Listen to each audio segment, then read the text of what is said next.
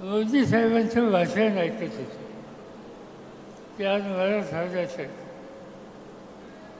आणि सवन भाषणामध्ये त्यांनी सांगितलं काय, हे भाषण असो, याच्या आधीचं भाषण असो, अन्य राज्याची भाषणं असो, अपेक्षा अशी असते की देशाचा प्रधानमंत्री हा संबंध देशाचा असतो.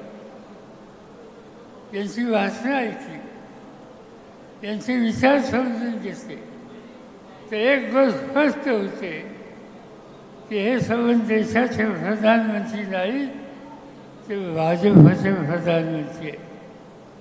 देशाचं नेतृत्व ही करण्याची जबाबदारी त्यांच्यावर आहे. त्यांनी राष्ट्रीय दृष्टिकोन ठेवावा लागतो. मतभिन्नता असू शकते, पण राष्ट्रीय दृष्टिकोन याची राष्ट्रीय गरज असते.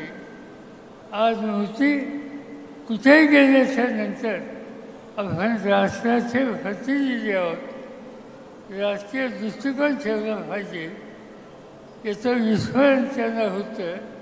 आणि ते सातत्यानं कधी नेहरूंच्यावर टीका कर, कधी राहुल गांधींच्यावर टीका कर, कधी माझ्यावर टीका कर, कधी आघाडीवर टीका कर.